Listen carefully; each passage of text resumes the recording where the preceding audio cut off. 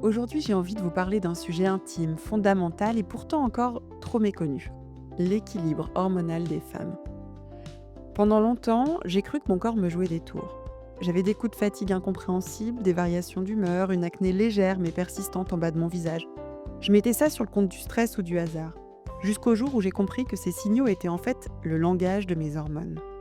J'ai découvert que j'avais moi-même deux petits déséquilibres hormonaux, pas graves, mais bien réels, qui ont eu des impacts concrets dans ma vie de femme. Et surtout, que tant que je ne les régulais pas, je restais à la merci de leurs symptômes. Ce chemin, je sais que beaucoup de femmes le traversent, parfois sans mettre de mots dessus.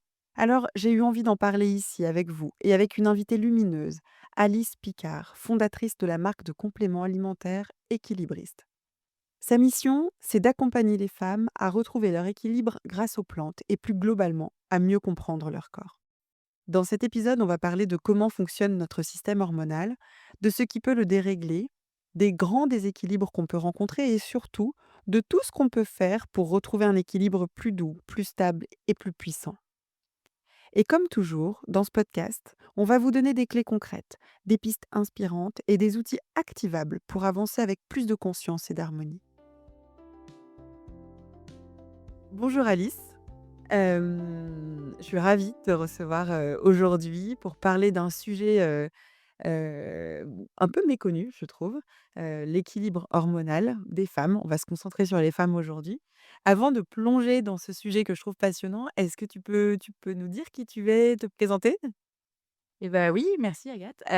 Et donc, ben, moi, je suis Alice, je suis pharmacienne spécialisée en médecine naturelle, donc tout ce qui est phytothérapie, l'usage des plantes, et puis la micronutrition. Et bah, il y a un peu plus de 2 ans maintenant, j'ai créé, Équilibriste avec une de mes collègues de la pharmacie. Donc Équilibriste, c'est un laboratoire de compléments alimentaires dédié à l'équilibre hormonal chez la femme, qui permet de couvrir un petit peu tous les dérèglements hormonaux qu'on peut vivre, bah, de la puberté jusqu'à la ménopause. OK. Bon, j'ai déjà des questions, mais avant de nous plonger, réellement dans le sujet, j'ai une question pour toi, qui n'est pas liée aux hormones, mais, à la beauté. Quelle est pour toi, la définition de la beauté?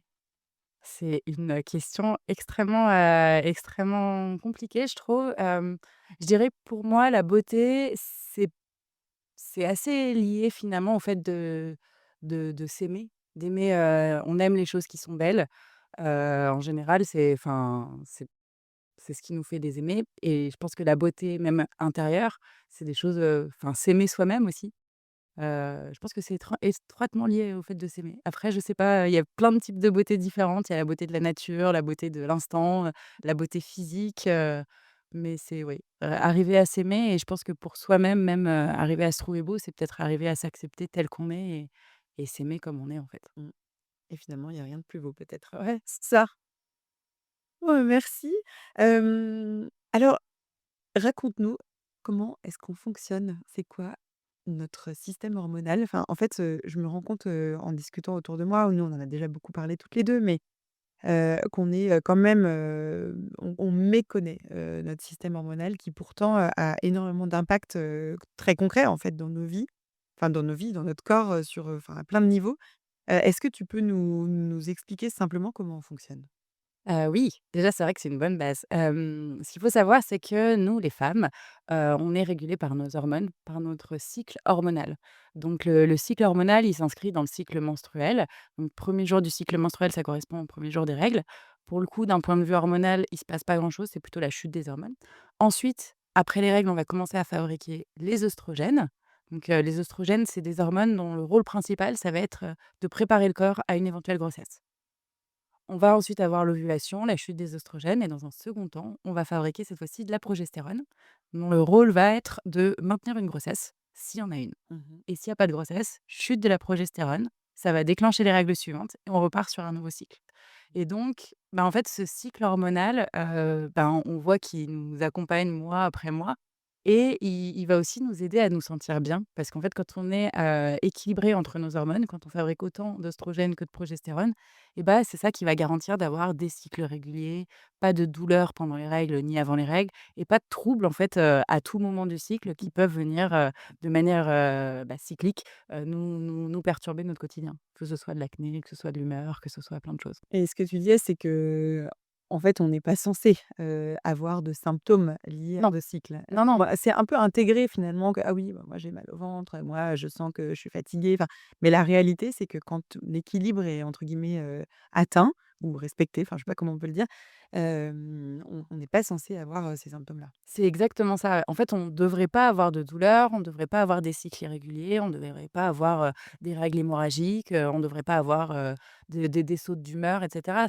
En fait, c'est extrêmement banalisé parce que c'est très fréquent Mmh. et qu'on va pas se mentir, hein, on s'y est pas beaucoup intéressé, pendant les dernières, décennies. Ouais. Mais pour autant, c'est pas normal. Mmh. C'est pas normal et ça, c'est un truc, moi, j'en ai vraiment pris conscience à la pharmacie parce que, pour le coup, moi, je fais partie des femmes qui ont de la chance. J'ai jamais eu de douleur pendant mes règles. Mais quand j'ai vu le nombre de boîtes d'anti-inflammatoires qu'on délivre pour les douleurs, je me disais: «Mais c'est quand même dingue qu'il y en ait Ouais. autant qui soient concernés» et quand Et on que en chaque parle mois, elles chaque soient obligées c'est de ça, chaque mois, elles sont obligées, elles peuvent pas fonctionner, enfin, moi, j'ai vu des femmes en panique quand il y avait des ruptures de stock pour certains produits en disant: «Mais comment je vais faire s'il y en a plus? C'est une rupture nationale et tout». J'ai fait: «Ah ouais». C'est fou, en fait. ouais. Mais il y a une banalisation de ces douleurs, de ces troubles. On considère que c'est normal, en fait, c'est normal d'avoir mal, alors que pas du tout, on ne devrait pas.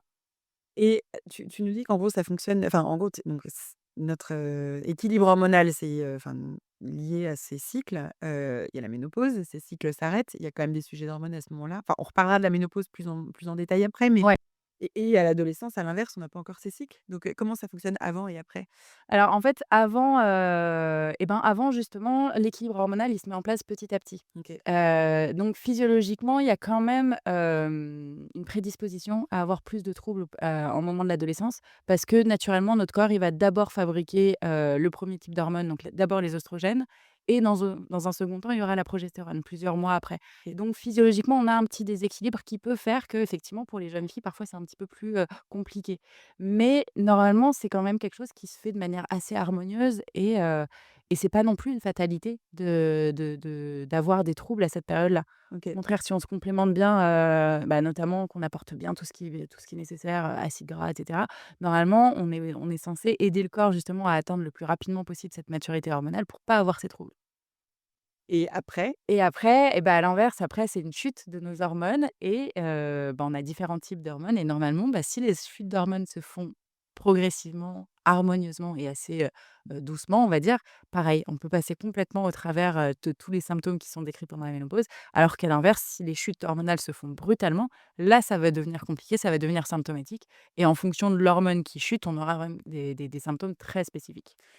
Et c'est parce que, en fait, notre corps a pas le temps de s'habituer dans un sens ou dans l'autre, c'est ça? Ou non, ou ça n'a rien à voir? Enfin, qu'est-ce qui C'est fait qu'il y a ces symptômes qui se déclenchent? C'est assez compliqué, je pense qu'il y a beaucoup de facteurs. Il y a beaucoup de facteurs parce que finalement, on voit que pour préserver notre équilibre hormonal, il y a plein de choses sur lesquelles on peut jouer. L'alimentation, le stress, Ouais, on va en l'hygiène de vie de parler. Tu manière vas nous donner globale, tous voilà. les tips, ouais. Donc finalement, on voit que l'alimentation et le stress, c'est les gros points, en fait, pour nos hormones et on voit que souvent, que ce soit en période d'adolescence, en période de vie hormonale, adulte, on va dire et en période de ménopause, souvent, les femmes qui ont le plus de symptômes, c'est des femmes chez qui on va retrouver justement beaucoup de stress, des petits, déséquilibres au niveau alimentaire et cetera. OK. Donc alors il y a pas que ça, hein, il y a aussi des facteurs génétiques, ça c'est une évidence, mais et puis environnementaux aussi.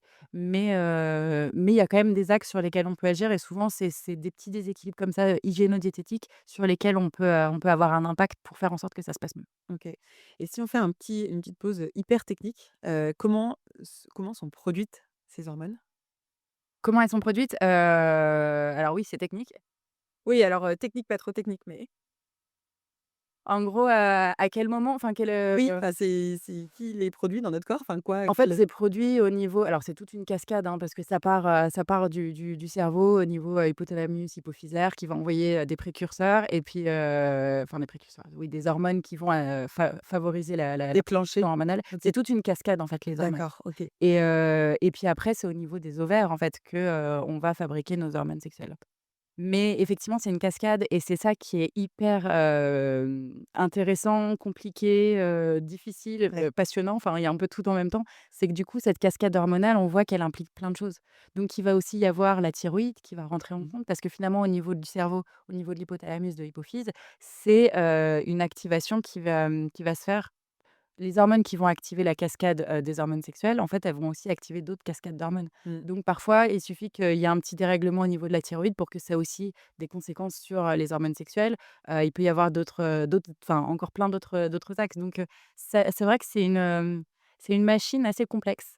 Donc d'autant intéressant de creuser parce que finalement comprendre, c'est, enfin comprendre ce fonctionnement, c'est la meilleure façon d'accompagner, notre corps Exactement, ouais. et donc ça, c'est hyper important et en même temps, c'est aussi toute la complexité parce qu'on peut agir à plein de niveaux, quoi. On peut agir à plein de niveaux. Donc, l'idée, c'est déjà d'identifier quel est le déséquilibre, quel est le problème, Mmh. pour arriver à se dire: «Bon, là, objectivement, à l'instant T, mon problème, c'est que, par exemple, j'ai une petite carence en progestérone» ou, donc ça, c'est facile à identifier. Puis après, essayer d'agir sur tous les axes, les premiers axes, en fait, ce que je te disais justement, le stress, l'alimentation, les mesures hygiéno-diététiques.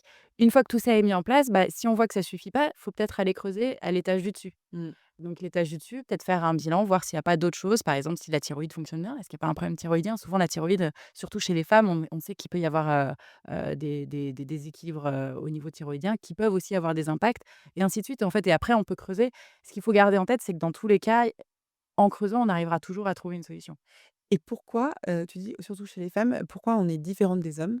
Pourquoi il y a certains alors bon, je comprends que les hormones vont avoir des effets différents évidemment, mais typiquement pourquoi sur la thyroïde on va être, plus sujette à un déséquilibre? C'est une bonne question. Je sais pas pourquoi. Ça, c'est plus, statistiquement, tu Ah l'observes. oui, OK. Tu observé, est-ce que c'est pas le côté cyclique des femmes qui fait que du coup, nos hormones sont remises enfin, mises à jour, on va dire, chaque mois, alors que chez les hommes, c'est beaucoup plus linéaire, donc il y a moins ce côté cycle? Je sais pas. OK. Mais c'est Mais vrai c'est ce que qui est constaté en fait. ce qui est constaté statistiquement, ouais, la thyroïde, les problèmes de thyroïde sont très fréquents chez les femmes, beaucoup plus que chez les hommes. OK.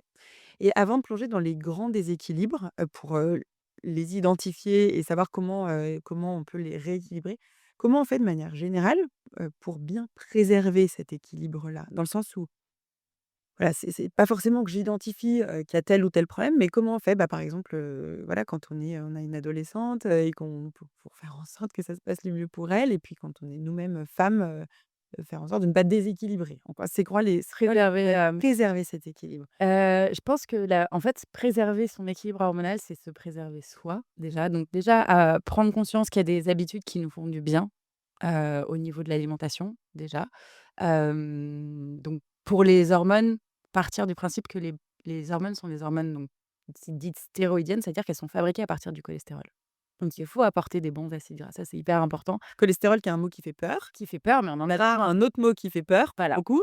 Et d'où aussi beaucoup de déséquilibres hormonaux chez les femmes parce que comme ça fait peur, il y a beaucoup de femmes, qui réduisent le gras ou qui Mmh. mangent pas du bon gras, alors que le bon gras, c'est essentiel. Mmh. Donc déjà une 1 chose au niveau de l'alimentation, garder cette idée qu'il nous faut des bons acides gras, qu'il nous faut des bonnes protéines aussi, Mmh. suffisamment. Il y a beaucoup de femmes qui mangent pas assez de protéines. Mmh. Pourtant, c'est les briques, pour fabriquer tout le reste, donc on a besoin de manger, protéiné. Même les femmes qui sont végétariennes, il faut mettre des protéines, d'origine animale, C'est certes, mais végétal, végétale, ouais. pardon, certes, mais il faut des protéines et il en faut en quantité. Hein, il faut, je crois que c'est 1 gramme de protéines par kilo en moyenne, Au minimum, je crois, non? au moins, ouais. Ouais, ouais. Donc ça En veut dire vieillissant, tu es plus, je crois, c'est en ça? plus, on en a besoin de plus, donc ça veut dire que pour une femme qui fait 60 kilos, il faudrait 60 grammes de protéines. Faut savoir que dans un steak de taille, classique, en gros, on a 20 grammes de protéines. Oui, c'est ça. C'est que c'est pas grave. On mange un steak de Voilà. 50 grammes qu'on a 550 Non. grammes. Un œuf, je crois que c'est 7 grammes. Voilà, un œuf, c'est 7 grammes, donc il faut quand même, pen avoir ça en tête et additionner un petit peu, se Mmh. dire: «Bon, si je veux avoir mes 60 grammes de protéines, il faut que je mange, bah, l'équivalent de, finalement de 3 steaks par jour». Ce qu'on enfin, pas forcément je parle en steak parce que je trouve que c'est très parlant. Quand j'ai pris conscience qu'un steak, c'était quand même pas tant que ça de Ouais. protéines, alors que pour nous, c'est le truc le plus protéiné, je parle comme ça, mais Après, en réalité, tu te rends compte qu'il y a des protéines dans il y en a de partout. oui, voilà, Il y en a de ça partout, dépend, en mais gros et pas forcément en grosse quantité et puis, c'est vrai qu'aujourd'hui, on a une époque où on mange de moins en moins, animal et en fait, parfois, on compense pas assez. Typiquement, il y en a qui vont se dire: «Bah, moi, c'est bien, je prends des légumineuses». Oui, c'est bien, mais il y a des légumineuses qui n'ont pas la totalité des protéines dont on a besoin, donc c'est important de les associer avec, d'autres choses, des féculents, avec mmh, du riz, des pâtes, enfin, pour avoir vraiment 100 des protéines dont on a besoin. OK. Donc ça, déjà, c'est important. Alimentation, ça, c'est Dans primordial. l'alimentation, tu parlais du gras. Ouais. Les bons gras, c'est quoi les bons gras? Les bons gras, les bons acides gras et ben, on a déjà les huiles végétales Mmh. non cuites, OK. C'est bête, mais à la Quand on les cuisson, cuit, elles perdent leur, on perd pas mal de bons acides gras dans la cuisson. Donc, l'idéal, c'est de les rajouter non cuites après cuisson. Dans les recommandations, c'est 2 cuillères à soupe d'huile végétale chaque jour. OK. Et si on change d'huile à chaque fois, en fait, on couvre plein de besoins différents parce que chaque huile est différente. Donc on peut, partir sur des huiles qui sont, par exemple, riches en oméga 3 comme, le lin, le colza, l'huile de noix. Ça peut être, l'huile d'olive. Il Mmh. y a pas d'oméga 3 dedans, c'est surtout des oméga 9, mais c'est hyper bon au niveau, cardioprotecteur. Enfin, c'est on peut Faut associer plein varier d'huiles. en fait. L'i Ouais, l'idéal, c'est de varier. Et puis, après les petits poissons gras aussi, c'est hyper bon. Tout ce qui est oméga 3, donc tout ce qui est, bah, maquereau, sardines, anchois, harengs, saumon aussi. Alors, on sait que plus on est sur des poissons, gros, plus il y a de risques de métaux lourds, donc dans ces cas-là, faut pas les manger tout le temps, tout le temps. Mmh. Mais, l'idéal, c'est de manger 2-3 fois par semaine des petits poissons gras en variant aussi le plus possible. Et là, on apporte des bons gras. Mmh. Donc, Et dans le gras plus animal, enfin je pense, le beurre, le lait entier, la c'est ça va être là, ce ne sont pas des bons gras. si, on a aussi des bons acides gras, on en a aussi, finalement, on se rend compte que le lait entier est meilleur que le lait écrémé. Ah OK. Parce que du coup, le lait écrémé, on perd du gras, mais il y a une transformation aussi. Il y a des nutriments qu'on retrouve dans le lait entier qui sont hyper intéressants. OK. Après, qui dit lait entier dit aussi plus gras, donc pas en moins grande quantité peut-être. Quand on y va pour le calcium, par exemple, peut-être privilégier, du lait, écrémé ou demi-écrémé, mais quand même garder en tête que le lait entier, ça peut être très bon aussi, pour plein d'autres choses, quoi. OK. Donc premier pilier, c'est cette alimentation avec notamment ces 2 éléments-là pour Ouais, préserver l'équilibre hormonal et ensuite, il y a d'autres choses qui vont avoir vraiment de l'impact? le stress. Aïe. Le stress. Ouais, et alors ça, on est tous stressés, c'est même, limite aujourd'hui si on n'est pas stressé, c'est pas normal, on a presque l'impression qu'on fait pas les choses correctement. Je suis pas assez stressée. Ouais, c'est marrant ce que tu dis. Il y a effectivement,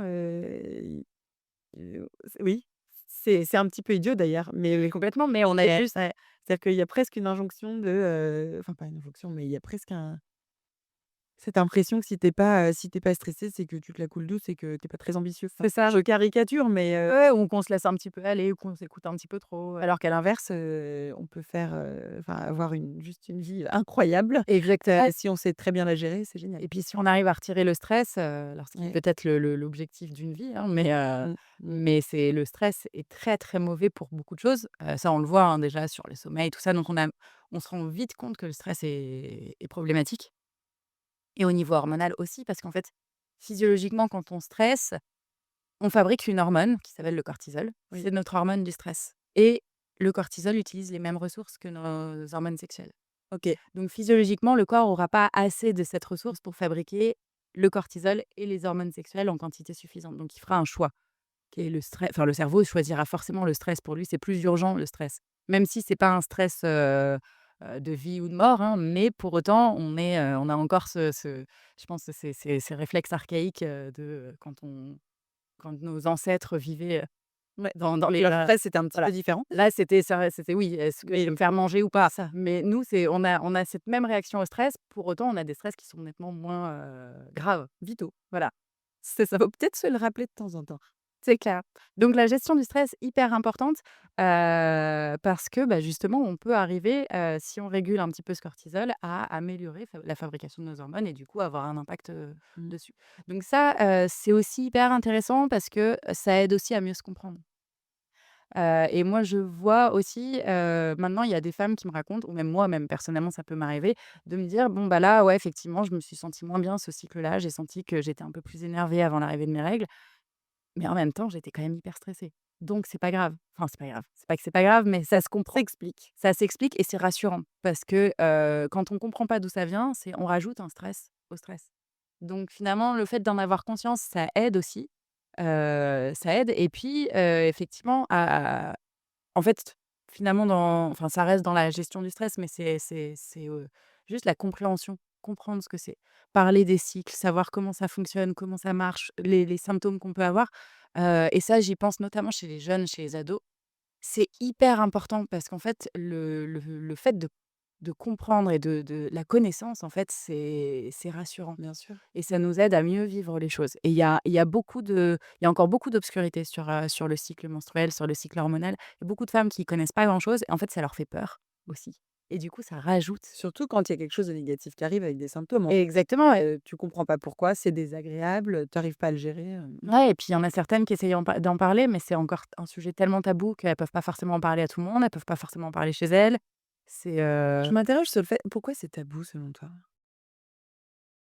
Tu vois, c'est c'est fou quand même, que là, je trouve qu'il y a une vraie évolution, bon, là, on en parle aujourd'hui, mais de manière générale quand même, puis même sur, notamment la ménopause. Je trouve qu'on a de la chance, ouais, on ouais, c'est clair, ça aura commence à sortir, ouais. on fait partie enfin, on est, je pense, la première génération qui pourra en parler plus librement. Je pense que nos mamans, l'ont vécu, plus dans leur Ah coin, bah, complètement, ouais, mais c'est clair. ça m'interroge quand même, pourquoi en fait, notre fonctionnement, bon, Pourquoi c'est aussi tabou? pourquoi c'est aussi tabou? C'est une très bonne question. Je sais pas pourquoi il y a autant de tabous. Ce qui est sûr, c'est que c'est un tabou qui est bien marqué, hein, parce que même, je vois à la pharmacie, quand on va former les pharmaciens, enfin les pharmaciens et leurs équipes pour qu'ils puissent, conseiller, équilibristes correctement, on leur dit: «Bah, faut aller sur le sujet, faut aller parler des règles, faut demander, comment se passe le cycle». On sent qu'il y a une réticence de certains qui sont pas hyper à l'aise et à chaque fois je leur dis: «Mais attendez, enfin, vous avez aucun souci à parler d'hémorroïdes, mais alors parler des règles, compliqué».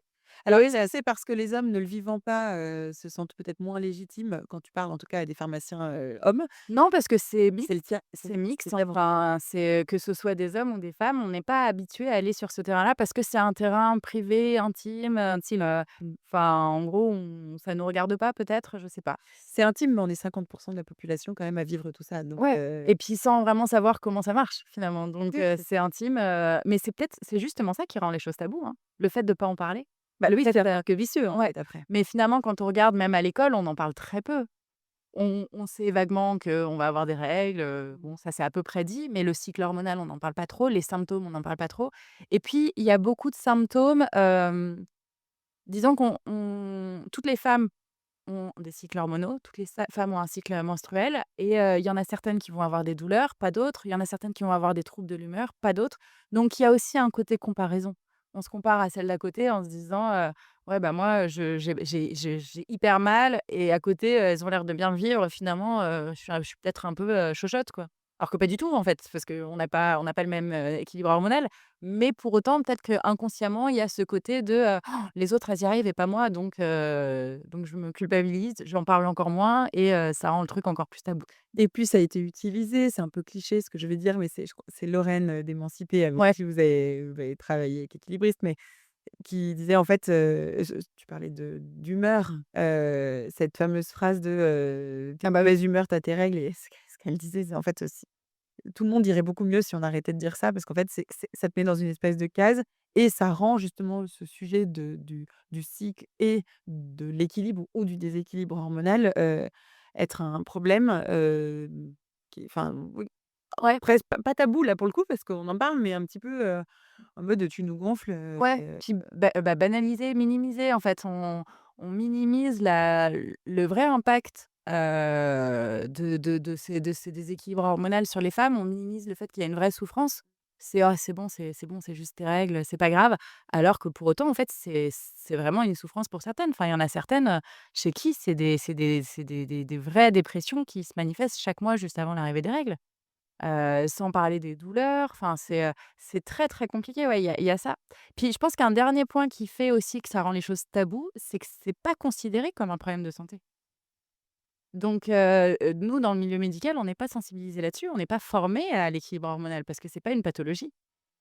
Et encore, je dis ça, l'endométriose qui est une pathologie, ça vient tout juste de rentrer dans le programme de médecine.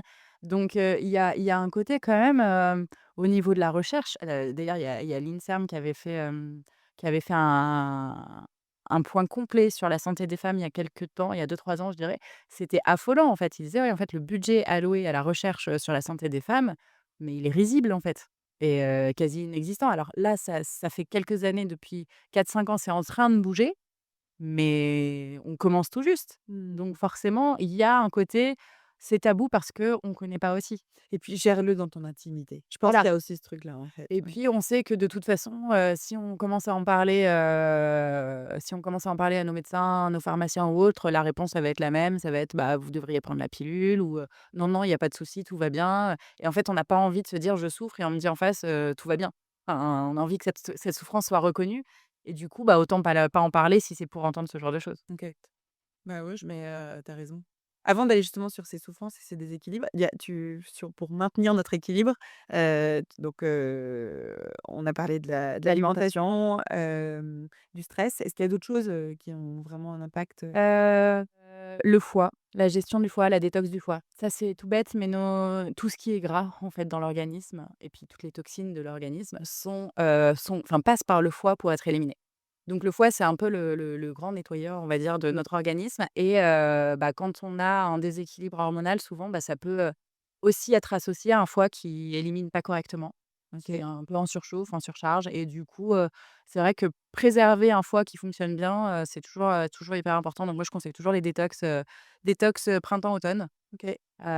C'est déjà faire une détox en soi, c'est quand même hyper malin parce qu'on se dit que oui, ça nous permet d'avoir des petites fenêtres aussi où, on fait un peu plus gaffe à nous, on évite, les toxines, les toxiques aussi, qu'on apporte de l'extérieur, donc tout ce qui est, alcool, tout ce qui est, alimentation ultra transformée, tout ça, on peut se dire: «Bon, bah, on a le droit d'en prendre, pendant l'année, hein, il y a pas de souci, pas d'injonction». Mmh. Mais, de se faire des petites périodes dans l'année justement où on les exclut complètement, ça aide le foie aussi à se régénérer un petit peu, à mieux travailler. On peut rajouter après, des plantes qui peuvent venir aider en soutien, pour, aider le processus de détox, donc ça peut aider et ça, on voit qu'il y a vraiment un impact direct sur les hormones parce que parfois, en fait, on est juste, le foie, il est juste en surchauffe, il a du mal à éliminer correctement et du coup, bah, de faire une détox, ça va mieux, on se sent mieux, on dort mieux, et nos hormones se produisent mieux aussi. Et c'est marrant que tu parles de ça parce que dans l'introduction, j'expliquais que j'avais eu moi-même personnellement des petits déséquilibres et j'ai notamment un sujet de thyroïde et lorsque j'en ai parlé à mon médecin avant d'aller faire un jeûne, une expérience de jeûne, il me disait: «Bah, en fait, c'est super que vous fassiez, cette expérience de jeûne parce que, en fait, ça va vous faire du bien d'un point de vue, Détox, ouais, détox». La détox peut avoir un effet notamment alors, est-ce que c'est un effet directement sur la thyroïde? C'est pas moi qui vais y répondre et c'est pas ce qu'il était en train de dire, mais en tout cas de dire: «Voilà, vous allez faire du bien à votre corps et ça aura forcément un effet positif, bah, c'est ça, c'est à ça. ter au bout, quoi». Enfin, ouais. Ça, c'est hyper intéressant effectivement tout ce qui est alors le Et la gestion des émotions. Sa recommandation, c'était de me dire: «Essayez aussi, de justement de mieux gérer votre stress, vos émotions» parce que selon lui, il y a effectivement un impact sur, potentiellement un déséquilibre, thyroïdien. ah bah, clairement, de toute Mmh. façon tout est lié, hein. Mmh. Tout est lié et c'est clair, enfin tout est une question de cascade hormonale donc il y a pas une hormone isolée qui fait sa vie dans son coin. Enfin, Mmh. c'est ça aussi qui est compliqué avec les hormones, c'est qu'il faut pas les regarder une par une, il faut les regarder dans l'ensemble, en fait et donc finalement, c'est là qu'on se rend compte que c'est beaucoup plus pertinent de regarder les symptômes que de regarder chaque hormone, individuellement parce qu'au moins comme ça, on a une vision un petit peu plus globale de ce qui se passe. Et justement, qu'est-ce que toi tu vois, quels sont les déséquilibres, sur lesquels, tu es le plus, questionné, que tu rencontres le plus souvent chez les femmes que tu accompagnes et donc les symptômes qui vont avec, parce que c'est ça, Ouais, bah, il y a 3 grands déséquilibres chez la femme, au niveau des hormones sexuelles. Il y a le premier, bah, celui qui va provoquer le syndrome prémenstruel. Ça, c'est hyper fréquent et d'autant plus qu'il y a beaucoup de syndromes prémenstruels qui, à mon avis, ne sont pas dépistés.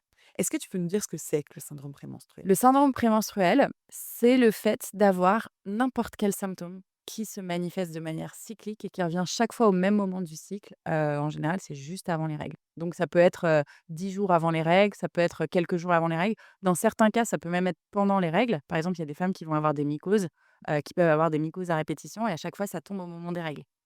Et ça, bah, même si ça Ça peut tombe être pendant quoi? les Ça peut règles, être de la fatigue, ça c'est tous les symptômes qui existent. En fait, il y a plus de 150 symptômes différents qui sont reliés au syndrome prémenstruel, donc c'est vraiment n'importe quoi. Aujourd'hui, dans l'inconscient collectif, on pense que le syndrome prémenstruel, c'est juste le fait d'être un petit peu énervé avant ses règles. En fait, c'est pas du tout le cas et c'est pour ça qu'il y a beaucoup de femmes qui passent à côté et qui pensent pas que ça puisse être un syndrome prémenstruel. Mais ça peut être effectivement de la fatigue, ça peut être des fringales, sautes d'humeur, même déprime, voire dépression chez certaines femmes. OK. Ça peut être, des symptômes physiques aussi, hein, donc je parlais, ça peut être des mycoses, ça peut être des maux de tête, ça peut être des plaques d'eczéma, ça peut être, de l'acné, ça peut être, i enfin, en fait, ça peut être vraiment Tout ce qui plein de revient de manière cyclique. en fait, à partir du moment où une femme se dit: «Ah bah, moi, je suis sujette à tel symptôme», bah, ça vaut le coup de se poser la question: «OK, mais quand? Quand est-ce qu'il revient?» et Pas facile, ça veut dire qu'il faut savoir, s'écouter, il faut savoir que c'est noter peut-être, moi, je conseille de le noter. De le noter sur un petit agenda. On se dit: «Bon, bah, voilà, moi qui suis sujette, à tel symptôme et ben, je vais le noter dans mon agenda, je vais faire une petite croix. Bon, bah là, ce symptôme, il est apparu là. Et puis, je vais noter quand est-ce que mes règles apparaissent. Et parfois, ça prend plusieurs mois de se rendre compte que, ah, mais en fait, oui, ça revient à chaque fois juste avant les règles.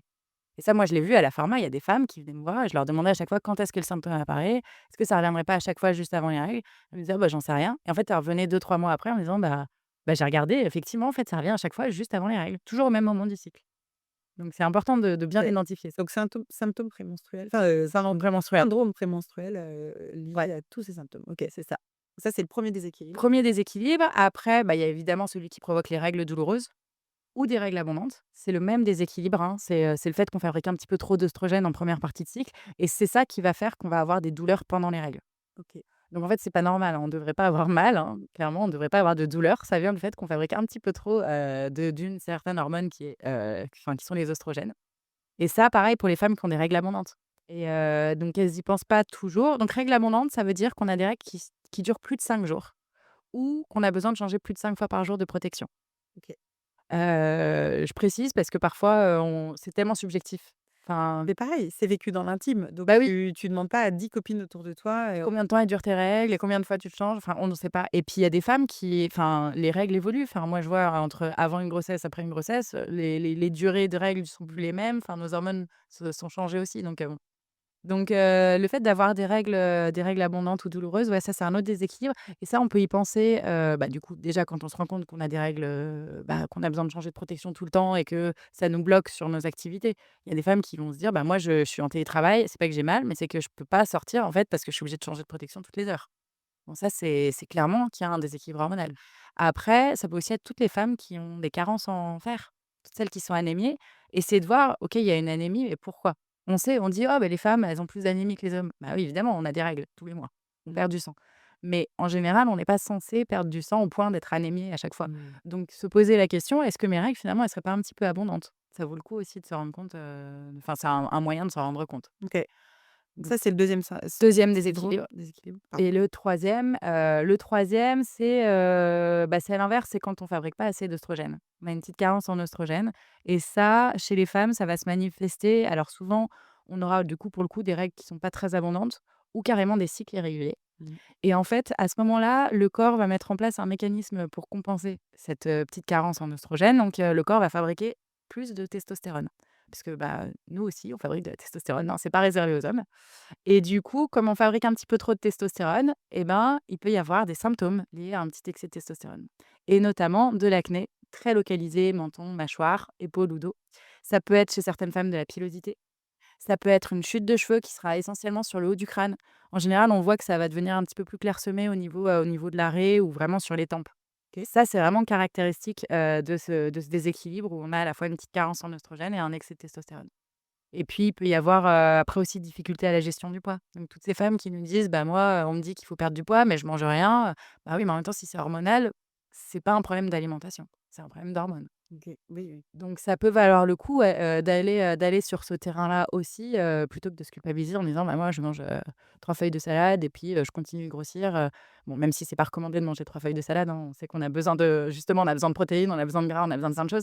Mais, garder en tête que, les difficultés à la perte de poids, sont souvent liées aux hormones. C'est des bâtons dans nos roues. On a beau, enfin, c'est un frein énorme pour arriver à gérer notre poids quand on a des problèmes hormonaux. Donc, l'avoir en tête aussi. En fait, je trouve que c'est vraiment, notre corps qui, avec ses symptômes, nous murmure, Vraiment, ouais. des choses, à nous de savoir écouter, en fait. Ouais, c'est notre corps nous parle, en fait. Notre corps nous parle, à nous de savoir écouter ces petits murmures pour aller comprendre derrière ce qui se passe et une fois de plus, ce qu'on disait tout à l'heure, comprendre pour pouvoir, rééquilibrer, quoi. Exactement, ouais. Et ça, c'est vrai que c'est ce que je trouve fascinant avec les hormones, c'est que c'est extrêmement parlant. En Mmh. fait, quand on regarde les hormones, en fonction de l'hormone qui va pas, les symptômes sont très caractéristiques. Donc c'est en soi assez simple d'identifier, quel est le déséquilibre hormonal pour après trouver une solution adaptée. Donc c'est Et du coup, donc ça, c'est les 3 grands déséquilibres. ouais, Comment on les rééquilibre? comment on les rééquilibre? J'ai bien entendu ce que tu nous as dit puisque finalement conserver l'équilibre, c'est Ouais. tous tes piliers sont toujours, évidemment à activer, j'imagine Ah bah oui, toujours, ouais. pour rééquilibrer, mais comment Et ben, Ces après, 3 là? l'idée, c'est déjà effectivement de bien mettre en place les mesures diététiques parce que c'est ça qui va permettre sur le long terme, Maintenir. de maintenir et de faire en sorte que nos hormones, naturellement, en fait, on arrivera à les fabriquer, mieux.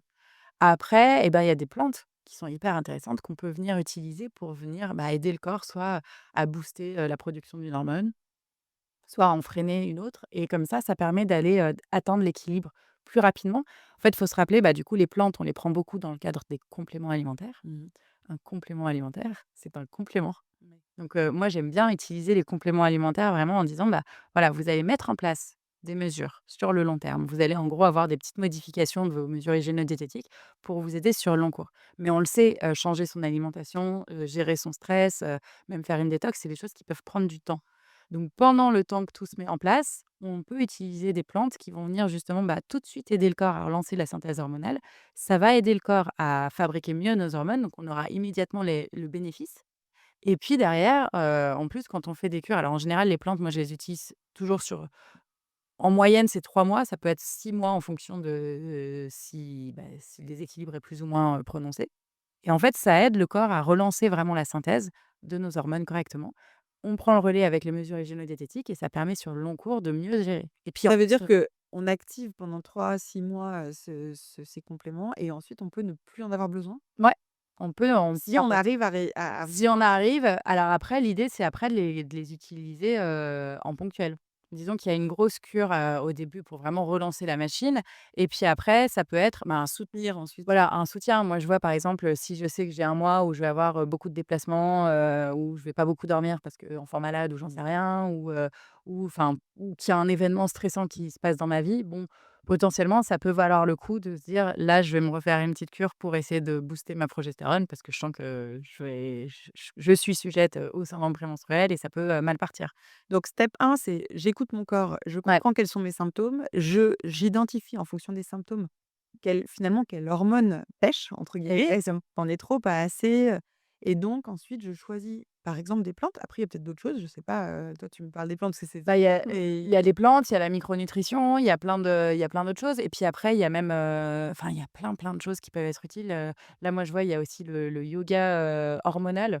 C'est un ouais, c'est du yoga vraiment dédié, pour les hormones en fonction de enfin c'est des postures à prendre, en fonction de son cycle, en fonction des périodes du cycle donc ça va venir aider, à booster plus ou moins une hormone ou l'autre. Alors Parce qu'en faut être fonction des clair là-dessus. positions qu'on va avoir, ça va stimuler. Exactement, ouais. OK. Peut-être éventuellement aller plus, travailler sur la mobilité du bassin, sur, la période œstrogénique ou, OK. bon je dis n'importe quoi parce que c'est pas mon mais en gros dans l'idée, il y a quand même, cette démarche d'aller, cibler, un type de mouvement, précis en fonction du cycle hormonal. Ça peut être aussi, hyper intéressant, surtout quand il y a des douleurs pour essayer parce que le mouvement, on sait que c'est toujours, hyper, bénéfique, quoi. Mmh. Donc ça peut être intéressant sur ce point-là et puis après, ouais, les plantes, moi, ce que j'aime bien, c'est qu'il y a un côté quand même rapide, tout de suite, immédiat, à condition de prendre les bonnes plantes au bon moment du cycle aussi. Parce On a l'impression moi j'ai l'impression que les plantes, c'est quelque chose c'est une réponse très douce, ouais, mais en fait, pas tant que ça. Enfin, elle est quand même efficace si elle est effectivement bien choisie, quoi. disons que c'est doux dans le sens où c'est sûr, on n'est pas sur une molécule hyper concentrée, comme un médicament. On est sur un extrait de plante, donc il y a pas qu'une molécule, il y en a plein et du coup, c'est cette synergie qui va faire que c'est bah, relativement doux, mais c'est quand même assez efficace, hein Mmh. et c'est ça qui est chouette, c'est que, alors autant sur de l'aigu, typiquement sur une douleur aiguë, j'irai pas forcément sur une plante qui va venir rééquilibrer les hormones. Parce que là, il faut aller sur quelque chose d'anti-inflammatoire, alors que ce soit synthétique ou naturel, il faut avoir un effet antalgique tout de suite. Par contre, la vraie force des plantes, c'est vraiment sur le côté terrain. Ça vient rééquilibrer. Oui, plutôt que de traiter le symptôme, on va traiter la Voilà, cause, quoi. on traite la cause. Typiquement, moi, je vois, par exemple, pour les douleurs de règles, nous, la formule qu'on a développée, on la prend pas pendant les règles. Pendant les règles, on va agir tout de suite sur le symptôme, on va prendre ce qu'il faut pour être soulagé le plus rapidement possible. Jusqu'au jour où on en aura plus besoin. Voilà, jusqu'au jour où on en aura plus besoin et c'est juste une fois que les règles sont terminées, on commence à rééquilibrer nos hormones parce qu'on sait que les douleurs de règles, ça vient du fait que c'est un problème des oestrogènes. Oestrogènes, première partie de cycle. Donc on va aller juste après les règles, on peut aller jusqu'aux règles suivantes et ça va permettre aux règles d'après de pas avoir de douleur. C'est vraiment, donc c'est hyper efficace, mais en même temps, ça a un côté, rééquilibrant, en fait. On agit sur le terrain. Et c'est quoi, les quelques grandes plantes les plus, qui vont avoir plus d'impact pour toi, celles que tu conseilles le plus régulièrement, parce que tu as le plus de demandes? Il y en a Bah, quelques clés? typiquement pour les règles douloureuses, le gâtillier est une plante hyper intéressante parce qu'elle est anti-œstrogène. Donc elle va venir freiner nos œstrogènes. Donc là, pour le coup, par contre, il faut vraiment la prendre première partie de cycle, juste après les règles. D'accord. Faut pas enfin, je sais elle peut être utilisée à d'autres moments, mais elle sera moins efficace si OK. elle est utilisée à d'autres moments parce qu'elle aura pas l'action de terrain. Oui. Après, il y a l'alchimie, là, qui est les millefeuilles. Ça, c'est 2 plantes progestatives. Donc elles vont aider le corps à mieux fabriquer la progestérone. Donc 2e partie de cycle, à partir de l'ovulation jusqu'à l'arrivée des règles. Et ça va être hyper intéressant, bah, par exemple, dans le syndrome prémenstruel. Le syndrome prémenstruel vient du fait qu'on ne fabrique pas assez de progestérone. Donc si on booste la progestérone, eh ben, on n'aura plus de syndrome prémenstruel. Et ça, on le voit tout de suite, en fait. Donc on a tous les symptômes Tous les potentiellement, symptômes. ou C'est ça. réduits, à néant à cause et cette régulation-là. Et c'est ça qui est assez intéressant, c'est que finalement, moi, je vois quand j'ai commencé à conseiller, ces plantes, aux femmes qui venaient à la pharmacie en disant: «Bah, c'est peut-être un syndrome prémenstruel, essayez ça». En fait, elles venaient à la base avec une demande précise en disant: «Bah, je dis n'importe quoi, j'ai, des migraines qui reviennent» et effectivement, j'ai remarqué qu'il y en avait qui revenaient à chaque fois en période prémenstruelle. Donc je leur disais: «Bah, on peut essayer ça en plus de vos traitements, de fond». Et en fait, elle revenait en me disant: «Bah, non seulement j'ai pas eu de migraine, mais en plus, je me suis sentie beaucoup mieux sur plein de trucs. J'ai pas eu les fringales, je me suis pas sentie irritable». Je Et en fait, on voit que, bah, oui, en fait, il y a plein de symptômes qu'on accepte dans notre quotidien. Mmh. Parce qu'on se dit: «C'est pas très grave». Le fait d'avoir envie, de se jeter sur une tablette de chocolat le soir, on se dit pas que c'est grave. Mais pour autant, on est content quand ça s'arrête et qu'on se dit: «Ah, bah, en fait, j'ai pas eu besoin de me De jeter sur». penser, enfin, Voilà. Donc on se rend compte qu'en fait, ouais, il y a beaucoup de en général, on a un symptôme compliqué qu'on va cibler, mais en fait, on a plein de petits symptômes, qu'on va réguler. qu'on va réguler et qui étaient, finalement pas très graves, mais on est content quand ils sont plus là. Donc ça, c'est tes plantes, «chouchous» entre Ouais, guillemets parce que fréquemment, parce que c'est très fréquent. Ça, pour le coup, bah, les règles douloureuses, le syndrome prémenstruel, je dirais que c'est presque 100 des femmes qui vont être concernées à un moment donné de leur vie, en fait. Enfin, on les règles douloureuses, c'est 9 femmes sur 10. Le syndrome prémenstruel, c'est 40 de femmes qui considèrent qu'elles ont un syndrome prémenstruel, mais en fait, il y en a tellement qui ont un syndrome prémenstruel sans le savoir que, à mon avis, c'est largement plus. Je pense qu'à un moment donné, il y aura enfin, toutes les femmes connaîtront, un syndrome prémenstruel. et on peut entre guillemets «cumuler», parce que là, tu me parles, moi je sais que j'ai personnellement identifié quelque chose, mais typiquement, tu dans les symptômes que tu donnes du syndrome prémenstruel, que je n'ai jamais pensé avoir, hein, je me dis: «Tiens, en fait, il y a effectivement régulièrement des migraines». Alors que moi je mets ça sur le compte de la fatigue, enfin. Ouais, bah, c'est souvent, en fait, on a tendance à trouver une explication à chaque fois. Donc comme on trouve une explication, on va pas plus loin. On se dit: «Ah bah oui, effectivement, je suis fatiguée». Mais en fait, on peut aller au-delà et se dire: «Bah oui, mais Ça veut dire que malheureusement tu peux potentiellement cumuler, on peut différentes, cumuler, ouais». On peut cumuler différents bah, typiquement, le syndrome prémenstruel, on peut le cumuler à beaucoup de choses.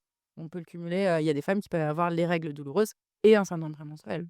Il y a des femmes qui peuvent avoir, bah, un déséquilibre entre les oestrogènes, la testostérone avec, de l'acné, très localisé dans ton mâchoire et puis, tout ce qui est, pilosité ou autre et un syndrome prémenstruel.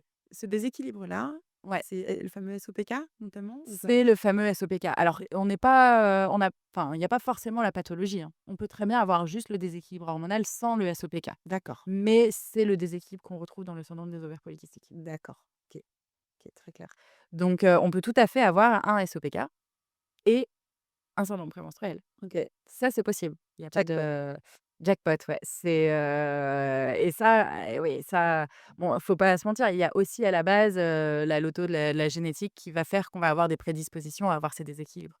Mais pour autant, ça veut pas dire qu'on n'arrivera pas à s'en sortir. Mmh. Et c'est ça vraiment le message et effectivement, c'est vrai qu'aujourd'hui, on a un peu tendance à avoir une prise en charge qui est, purement symptomatique, qui n'arrange pas le problème et on va juste soulager le symptôme à l'instant T et en fait, derrière, il y a beaucoup de presque désespoir chez les femmes parce qu'elles se disent: «Bah oui, je traite», parce qu'elles prennent quelque chose pour soulager le symptôme, mais en fait, ça s'aggrave et ça continue et en fait, elles se disent: «Je vois pas le bout», mais il y a On des choses qu'on peut mettre en place. on est un peu dans le combat, du symptôme alors qu'il faut peut-être plus se concentrer sur l'apprentissage, de soi, de son corps, Ouais, connaissance quoi. Mmh. bah, c'est ce que j'ai vraiment adoré dans la formation, en médecine naturelle quand je me suis formée là-dessus, c'est qu'en fait, je me suis rendue compte à quel point c'était complémentaire. On a la chance d'avoir, une médecine hyper évoluée quand même. Aujourd'hui, on tombe plus malade, enfin, on a un traitement pour tout quasiment.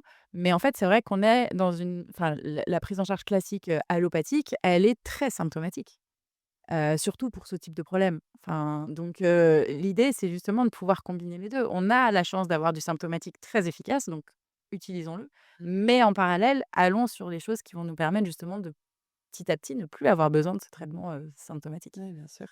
Bah, traiter la source, quoi. Ouais. Est-ce qu'on peut faire un petit focus sur la ménopause? Ouais. Donc qui n'est pas d'un déséquilibre, hein, puisque C'est pas oui, c'est pas l'évolution, en c'est fait. une évolution, ouais. Ouais, ouais, tout à fait. La ménopause et ben, bah, en fait, on a trois hormones. On a enfin 3 types d'hormones. Il y a la progestérone, il y a les oestrogènes et puis il y a justement la testostérone et en fait, la ménopause, c'est une période de vie où petit à petit, on va arrêter de fabriquer toutes ces hormones, jusqu'à ce qu'on n'en fabrique plus du tout, en fait, ce qui va marquer la fin, de, la période reproductive, en gros. Et normalement, on a d'abord une chute de progestérone, puis une chute des oestrogènes, puis enfin la chute de testostérone. Chez toutes les femmes, ça se fait à peu près de cette manière, plus ou moins espacée dans le temps. Et si ça se fait de manière harmonieuse et douce, normalement tout va bien. OK. D'ailleurs, quand on regarde statistiquement, il y a 87 des femmes qui ont des troubles pendant la ménopause. Ce qui veut dire qu'il y a quand même 13 des femmes qui n'ont aucun trouble. Mmh. Alors certes, c'est très peu, mais ça montre quand même qu'il y en a. Donc si c'était normal d'avoir des troubles à la ménopause, ce serait 100 des femmes et on ne se poserait pas de questions. C'est pas le cas, donc c'est plutôt bon signe. Et en fait, ce qui se passe, c'est que quand on a une chute, hormonale qui va se faire trop brutalement et ben là, bah, ça va créer un déséquilibre par rapport au reste. En fait, on va casser l'harmonie de nos hormones et du coup, c'est là que ça va devenir symptomatique. Donc une fois de plus, il y a plus qu'à regarder les symptômes pour savoir où on se situe. OK. Donc, 1 chute, chute de progestérone. C'est Finalement, quels symptômes là? bah, là, c'est des femmes qui sont plutôt en préménopause. On a en général, c'est celles qui nous disent: «Moi, je suis pas encore ménopausée, mais je sens que ça me travaille, je me sens plus irritable, j'ai des tensions dans la poitrine, je gonfle». Enfin, il y a des trucs qui se passent. En fait, ça vient du fait que, bah, la chute en progestérone, c'est le même mécanisme qu'un syndrome prémenstruel. OK. Donc en fait, c'est des femmes la préménopause, les symptômes souvent, c'est comme un syndrome prémenstruel. On sait d'ailleurs pas si c'est un syndrome prémenstruel, préménopause, c'est plus l'avenir qui nous permettra de dire que: «Ah bon, bah, en fait, on s'est rapproché», puis l'âge. Non, bien sûr. Deuxième chute hormonale, c'est la chute des oestrogènes. À ce stade, quand il y a une chute des oestrogènes, ça va être essentiellement des symptômes nocturnes. Donc là, les cycles commencent à être moins réguliers quand même, puisque les oestrogènes, c'est celles qui permettent d'avoir les règles. Donc quand on a une chute des oestrogènes, on a des cycles moins réguliers et les symptômes sont nocturnes, donc ça peut être des bouffées de chaleur, uniquement la nuit, des sueurs nocturnes, ça peut être des troubles du sommeil, de Donc pourquoi l'irritabilité. la nuit? Notre corps sait qu'il fait nuit et que du coup, c'est à ce moment-là qu'il faut s'exprimer? En fait, non, c'est que ça vient du fait que, en fait, il y a 2 choses. Déjà, à la base, cette chute brutale en oestrogène, elle va provoquer une petite carence en sérotonine. La sérotonine, c'est le neurotransmetteur qu'on fabrique en fin de journée, qui va nous aider à gérer notre humeur, qui va nous aider à bien dormir et qui va nous aider à réguler la température du corps. Donc quand on a la chute des oestrogènes, en fait, on va vraiment avoir cette carence en sérotonine et c'est pour ça que ça va être essentiellement des symptômes nocturnes. Et le fait que, ce soit pas tout le temps et pas la journée, ça vient du fait qu'à ce stade, bah, le corps va compenser cette carence en oestrogènes en fabriquant un petit peu de testostérone. OK. Donc, en fait, la testostérone va permettre de pas avoir tous les symptômes en même temps. Donc c'est pour ça qu'on n'a pas tout qui arrive tout de suite. C'est vraiment étape par étape. Et puis, 3e chute, c'est justement quand la testostérone, ben, chute à son tour. Et là, à ce moment-là, bah, du coup, on n'a plus ce petit, mécanisme de compensation et donc, on va avoir les symptômes tout le temps. Donc c'est là où les femmes vont nous dire qu'elles ont vraiment des bouffées de chaleur toute la journée, ça peut être, la nuit, le jour, peu importe. Et surtout, c'est vraiment à ce stade qu'on va voir tout ce qui est lié à la déminéralisation. Parce qu'on le sait, nos hormones permettent de maintenir aussi les minéraux, au niveau de ostéo-articulaire. Et du coup, ben, quand on a la chute de la testostérone, on va avoir tous les signes de la déminéralisation. Donc on va avoir, bah, la sécheresse au niveau de la peau, on va avoir les douleurs ostéo-articulaires qui peuvent se mettre en place, ça peut être des douleurs musculaires. Enfin, en fait, on va arrêter de fabriquer tout ce qui est, collagène, tout ce qui va nous aider, en fait, à nous maintenir, bien on va dire en forme ostéo-articulaire. Donc c'est là qu'on va avoir tous ces symptômes-là. Mais alors ça, travailler, sur, alors non pas les symptômes, mais la cause, va permettre d'adoucir les symptômes. Mais malgré tout, heu, la production de collagène restera, plus faible. Enfin, je veux dire, on ne peut pas aller contre, le temps pour le coup et Ah ça, c'est ces clair, ouais. mécanismes-là. Ça, c'est sûr. Comment alors, en gros, ce que j'entends, c'est qu'on peut, grâce à des plantes ou peut-être à d'autres choses, mais en tout cas, avec cette approche, une approche, qu'on va choisir. Toi, vous, avec Équilibriste, vous avez choisi, les plantes et je trouve ça personnellement hyper intéressant, mais adoucir, c'est ça. En fait, adoucir ces chutes, pour qu'elles soient mieux perçues par le corps, pour qu'il y ait moins de symptômes. En fait, c'est ça, ouais. Comment on va faire? Enfin, le reste, il faut juste qu'on accepte ou on peut, complémenter là aussi? Non, il y a des compléments qu'on peut mettre en place. Ce qu'il faut enfin, là, pour la période de la ménopause, ce qu'il faut se dire, c'est il faut être le plus confortable possible. Donc dans un premier temps, on va faire en sorte que notre chute hormonale, elle se fasse pas trop brutalement. OK. Donc on identifie quel est le problème, quelle est la chute qui pose souci. On vient finalement, grâce aux plantes, freiner un petit peu ces chutes hormonales et puis après, l'idée, c'est quand on commence à se sentir bien et ben, on peut diminuer, mais tout doucement. Comme ça, on va aider le corps finalement à avoir une chute douce de ses hormones. Et puis par contre, effectivement, pour tout ce qui est, ostéo-articulaire, la déminéralisation, ça, on peut pas lutter. Moi, c'est pour ça que je conseille en systématique finalement aux femmes, à partir de la ménopause et puis même un peu avant d'ailleurs, de se complémenter en collagène et puis d'essayer Calcium? alors le calcium, c'est on peut en avoir besoin ou pas. Mmh. Ça va être en fonction des bilans aussi, ça c'est faut pas non plus se complémenter en tout sans forcément, Besoin. en avoir besoin. Donc le calcium dans l'alimentation, oui. Gardez vraiment en tête que c'est quelque chose d'essentiel dans notre alimentation. Donc on en apporte par les produits laitiers, on en apporte par, plein d'autres choses aussi. Il y a les amandes, il y a enfin les noix. Je suis pas sûre d'ailleurs que les amandes soient les plus riches en calcium, mais le sésame, par exemple, est très riche en calcium. Les sardines. On y revient. On y revient, toujours les mêmes, les sardines avec les arêtes. C'est dans les arêtes qu'on a le calcium, donc ça, c'est des choses, ouais, on peut les mettre en place. Après, si on doit se complémenter, c'est bien d'avoir, vraiment un bilan et de faire, le point avec son médecin. Mais après, on peut prendre du collagène, en complémentation et puis, il y a aussi pas mal de choses qu'on peut faire même au niveau mouvement aussi, tout simplement. Enfin, le fait de bouger, on sait que le fait de maintenir une activité physique, ça va aussi aider le corps à mieux fabriquer son collagène, et là, je voyais même que finalement aujourd'hui les recommandations, par rapport à ça, c'est plutôt d'aller sur, alors pas seulement faire de la marche ou du yoga ou des trucs comme ça, mais vraiment sur, on on va enfin, sur de la musculation, en fait. Porter des charges, porter des trucs. Alors en douceur, hein, on se dit pas que du Mmh. jour au lendemain, on va mais finalement, on se rend compte que le fait d'avoir de porter du poids lourd, ça va aider aussi à mieux fabriquer le collagène, Donc à se protéger. à se protéger. Ouais. Et donc ça, c'est des choses, des astuces qu'on peut mettre en place, au quotidien. Mais ce sera moins, ça, c'est vraiment sur le long cours, finalement. C'est vraiment ça rentre finalement dans la catégorie des mesures hygiéno-diététiques. Après, les plantes, elles vont être là plutôt sur des périodes plus courtes, on va dire, pour nous aider à mieux, adoucir. Voilà, à adoucir, à mieux passer c'est Et pour cette période de ménopause, c'est quoi les plantes qui vont avoir, un effet intéressant? alors, il y en a différentes. Bah, déjà, 1re, étape, la préménopause, c'est toujours les mêmes, hein, alchimie, achillée, millefeuille qui vont rebooster la progestérone. Pour la période de la chute des oestrogènes uniquement, il y a des plantes qui sont dites phytoœstrogènes. Donc on a, la sauge, sauge officinale qui est une plante, bah, c'est un phytoœstrogène. On a le houblon, on a l'Actéa grappe noire aussi. Alors elle, c'est une plante qui est intéressante parce que c'est elle n'est pas complètement phytoœstrogène, enfin son mécanisme est un petit peu différent, mais elle a aussi une action sur la sérotonine, donc double action, un peu combo. Donc et puis après, il faut voir en fonction de À prendre le soir du coup? à prendre le soir, ouais, Mmh. à prendre le soir. Et puis après, il faut voir en fonction de ce qu'on a. Alors c'est vrai que nous, dans nos formules qu'on a développées, avec Équilibriste, l'idée, c'était vraiment d'apporter la formule clé en main pour que justement, enfin, on sait que c'est pas toujours facile de trouver les bonnes plantes, de savoir ce qui nous convient ou autre. Donc, l'idée, c'était de relier une formule à un symptôme pour que ce soit, enfin, à une catégorie de symptômes. Donc vous avez plusieurs compléments pour la ménopause? On a plusieurs En compléments. fonction des phases dans lesquelles on est? C'est ça. En fait, on a, bah, en fonction du résultat qu'on a sur notre petit bilan hormonal, on dit: «Bah, là, vous êtes clairement, dans la phase où vous avez une chute œstrogène» ou «Ah, bah, non, là, c'est plutôt la phase où il y a aussi la chute de testostérone, donc on ira sur une autre formule». OK.